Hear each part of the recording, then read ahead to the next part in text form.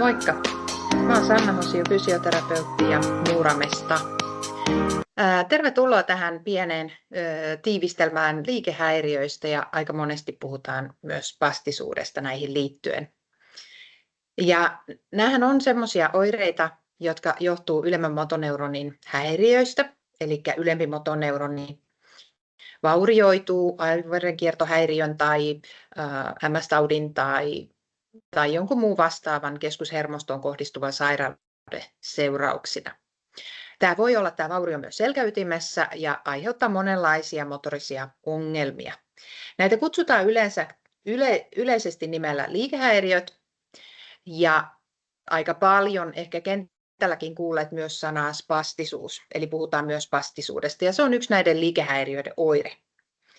Spastisuudelle on ominaista, että se lihastonuus kohoaa, lihasjäntevyys nousee, joka riippuu liikkeen nopeudesta, kun sitä esimerkiksi venytetään. Ja on puhuttu monesti, että se olisi seurausta tämmöisistä kiihtyneistä jänneheijasteista. Eli lihakset ikään kuin reagoi liian herkästi siihen venytykseen. Mutta on tärkeää ymmärtää, että ylemmän motoneuronin sairauksissa ei pelkästään voida puhua spastisuudesta.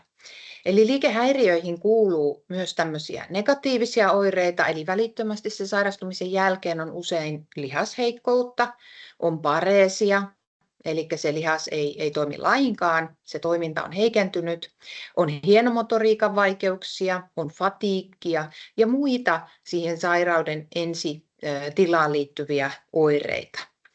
Nämä lihasten aliaktiivisuuden merkit voi olla merkittävimpiä toimintakyvyn rajoittajia kuin se lihasten yliaktiivisuus.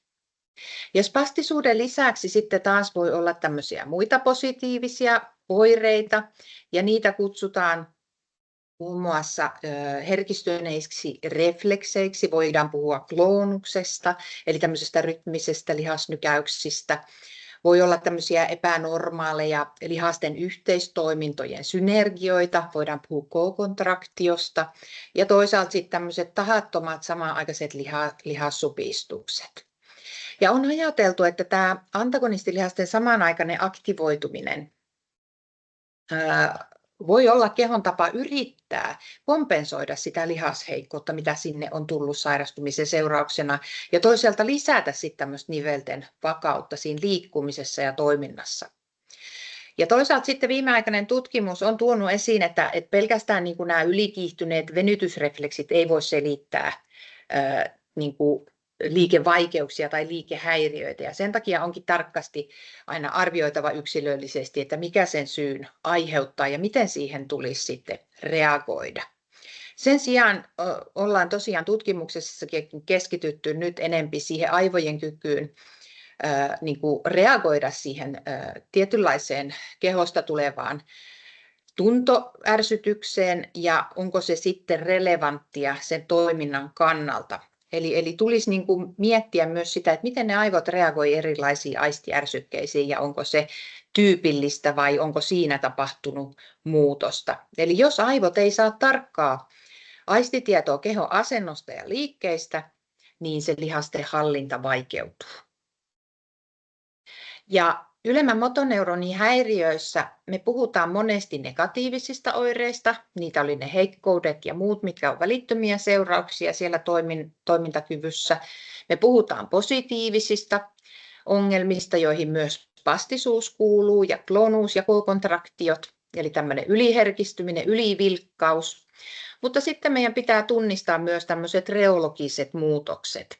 Ja nämä kaikki kolme vaihtelee siellä meidän kuntoutujilla sen ylemmän motoneuronisairauden jälkeen. Eli siellä voi olla heikkoutta, siellä voi olla tämmöistä yliherkistymistä johonkin aistimukseen sieltä kehosta tulevaan viestiin. Tai sitten siellä voi olla jo reologisia muutoksia, eli silloin me puhutaan tämmöisistä muutoksista jo ihan sitten niissä supistuvissa kudoksissa ja rakenteissa. Ja reologiset muutokset lihaksissa meidän tulee tosiaan huomioida ne siinäkin mielessä. Joskus puhutaan reologisten muutosten lisäksi niin spastisesta myopatiasta. Eli pitkäaikainen liikkumattomuus Ja tämmöinen lyhentynyt asento siellä lihaksessa voi johtaa lihasjäykkyyteen ja kontraktuuriin, jotka itsessään sitten rajoittaa sitä liikkuvuutta ja liikelaajuutta. Ja tämän uuden ikään kuin ymmärryksen valossa, mitä nyt liikehäiriöistä tiedetään, niin se hoidon, terapian tulisi olla kokonaisvaltaisempaa. Eli sen sijaan, että pyritään vain vähentämään spastisuutta, niin meidän tulisi keskittyä enemmän siihen aivojen ja lihasten välisen viestinnän parantamiseen sen aistitiedon avulla. Ja toisaalta tukemaan semmoista kehon luonnollista oppimiskykyä. Miten voidaan saada lisää liikkuvuutta, voimaa ja miten se ihminen voi oppia uudelleen käyttämään sitä kehoa tehokkaasti ja aistimaan sitä paremmin. Eli tavoitteena onkin vahvistaa lihaksia, parantaa sitä koordinaatiota ja oppia uusia liikkumisstrategioita, uusia keinoja. Ja tässä on koottu lyhyesti vain erilaisia keinoja, joita monesti, kun spastisuudesta puhutaan tai liikehäiriöistä, niin on pohdittu, miten ne vaikuttaa.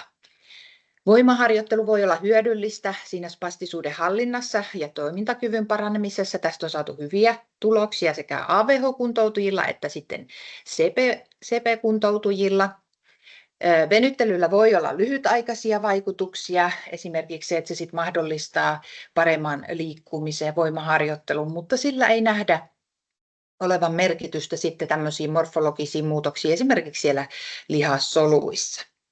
Erilaiset apuvälineet, kuten ortoosit, tuet ja lastat, niin ne saattaa ennaltaehkäistä kontraktuuria, ylläpitää sitä raajan asentoa, mutta niillä ei ole todettu olevan vaikutusta siihen spastisuuteen itsessään tai sen hoitoon.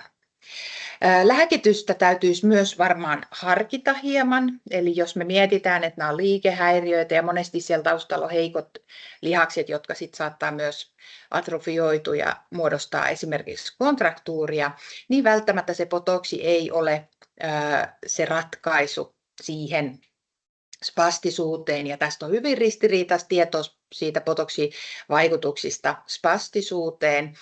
Ja esimerkiksi nyt sitten kuntoutujilla, joilla tavoitteena on se liikkumisen lisääminen ja lihasten vahvistuminen, niin on huomattava, että botoksilla voidaan aiheuttaa sitten pysyviä muutoksia sinne lihaskudokseen, ja lihaskudos saattaa muutamien pistosten jälkeen muuttaa olomuotoaan, ja siitä tuleekin esimerkiksi rasvakudosta, jota ei voi sitten enää supistavaan lihastyöhön käyttää.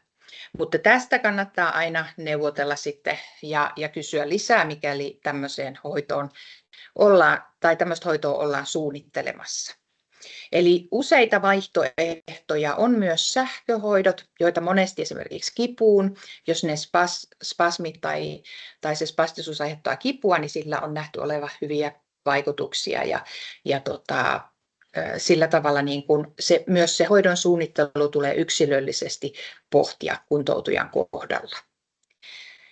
Eli liikehäiriöt on ylemmän motoneuronin sairauksien yhteydessä aika monimutkaisia kokonaisuuksia. Ja se spastisuus on vain yksi osa-alue niissä ongelmissa.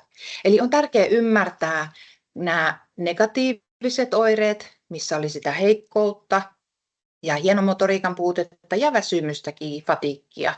Ja sitten toisaalta, että miten ne vaikuttaa niiden positiivisten ikään kuin syntyyn. Eli ne saattaa jopa lisätä sitä spastisuutta ja herkkyyttä niihin aistimuksiin, mitä sieltä kehon kautta tulee. Eli jotta se kuntoutus voisi olla mahdollisimman tehokasta ja toimintakykyä parantavaa, niin tulee huomioida, mihin oireeseen me halutaan keskittyä, mitä me halutaan parantaa. Onko se voimaa vai onko se jotain muuta sitten, mikä sitä toimintakykyä edistää. Eli meidän tulisi ymmärtää se liikkeen tarina.